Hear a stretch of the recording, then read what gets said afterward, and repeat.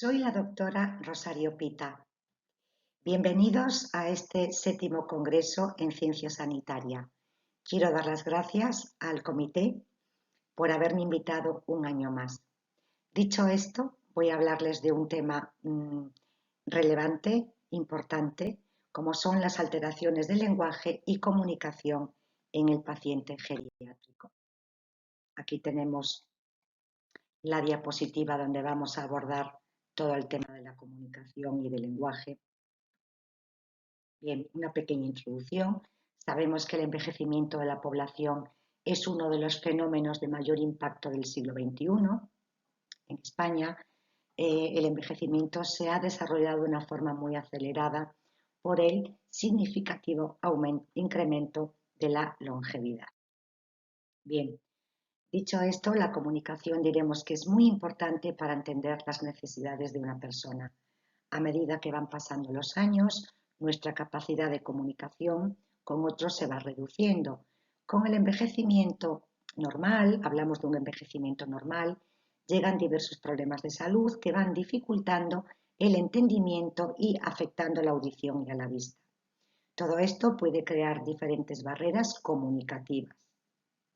Enfermedades y patologías como la demencia o el Alzheimer pueden crear barreras comunicativas difíciles de tratar, entre otras múltiples patologías neurodegenerativas.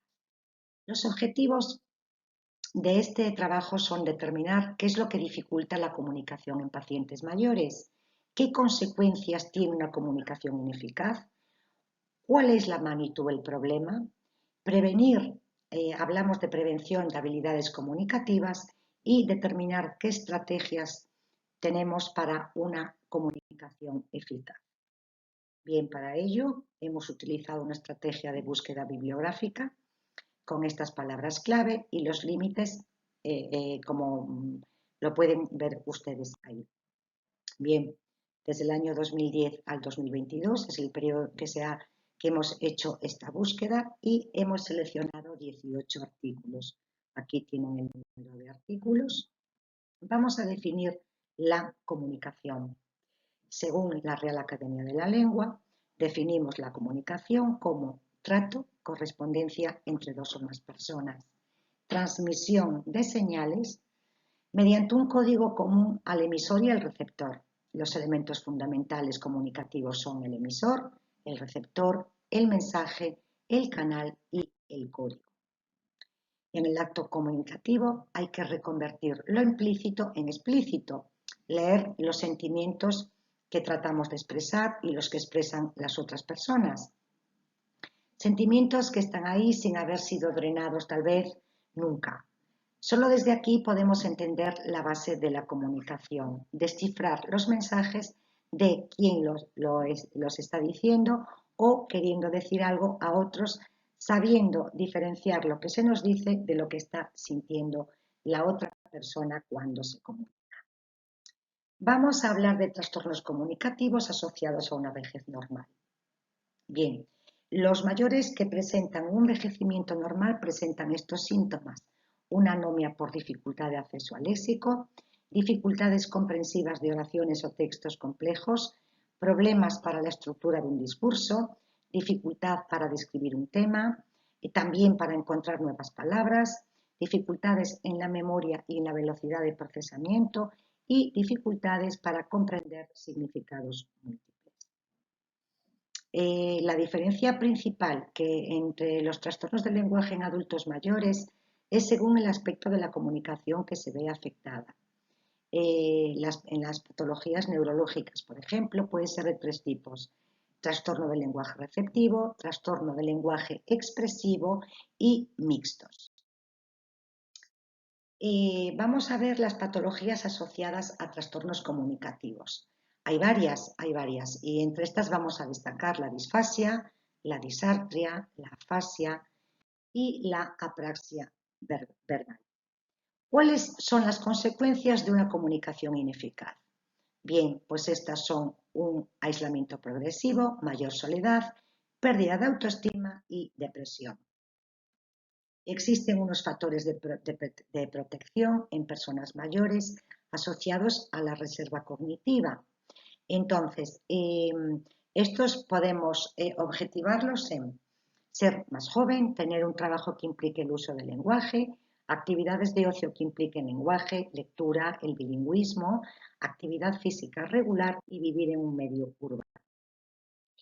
Bien, los problemas que se producen, vamos a hablar de prevalencia, y los problemas que se producen en el lenguaje como producto de la edad y no como producto de lesiones focales o de un proceso de demencia pueden ser considerados como un subproducto de alteraciones de los sistemas centrales y no propiamente del lenguaje como sistema modular. Aquí les dejo unos datos significativos de un estudio translingüístico realizado con 840 sujetos que a lo largo de las conclusiones les mostraré. Y vamos a hablar de prevalencia de alteraciones del lenguaje y del habla que afectan de sobremanera en ictus, Parkinson, demencia, esclerosis lateral amiotrófica, entre otras enfermedades neurodegenerativas. La variabilidad de las prevalencias las vamos a encontrar, se derivan de sesgos de información y de selección, como ahí pueden observar. ¿Qué hacemos para valorar el lenguaje? Bien, aquí les dejo una serie de baterías, hay más, pero en este caso considero que estas son las mejores.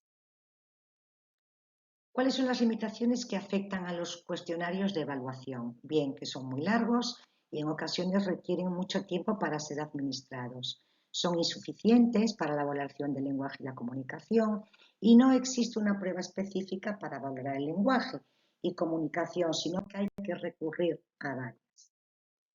¿Qué estrategias empleamos? Bien, evaluación e intervención logopédica con personas con programas preventivos de lenguaje y comunicación en personas mayores, sanas y con deterioro cognitivo leve.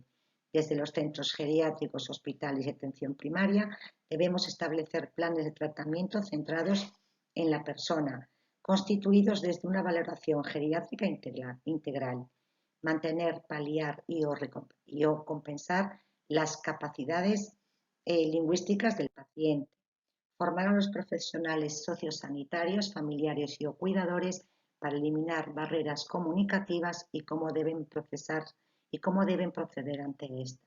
Y acceso a las tecnologías de la información en centros de mayores. Bien, las conclusiones de esto son que la comunicación y el lenguaje son muy importantes para entender las necesidades de una persona.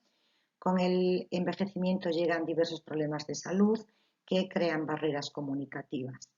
Los problemas en el lenguaje son más frecuentes en personas mayores, donde podemos encontrar causas muy variadas. Existen diferencias según los aspectos comunicativos que se ven afectados. Por ejemplo, en patologías neurodegenerativas se distinguen bastante de lo que es el trastorno del lenguaje por envejecimiento normal. Consecuencias de una comunicación ineficaz: aislamiento social, mayor soledad, pérdida de autoestima y depresión. En diversos estudios encontramos factores de protección para el lenguaje y la comunicación. Aquí les hablo de un estudio de 840 sujetos donde se vio un deterioro lingüístico mayores de 70 años. La prevalencia de deterioro del lenguaje y la comunicación en personas con enfermedades neurodegenerativas son altas. No existe una prueba específica para la valoración, tenemos que recurrir a varias. Todos los trastornos del lenguaje afectan al bienestar y a calidad de vida de los pacientes. Debemos actuar en los centros geriátricos, hospitales y atención primaria y formar a los profesionales sociosanitarios. Asimismo, para eliminar esas barreras comunicativas. Muchísimas gracias por su atención.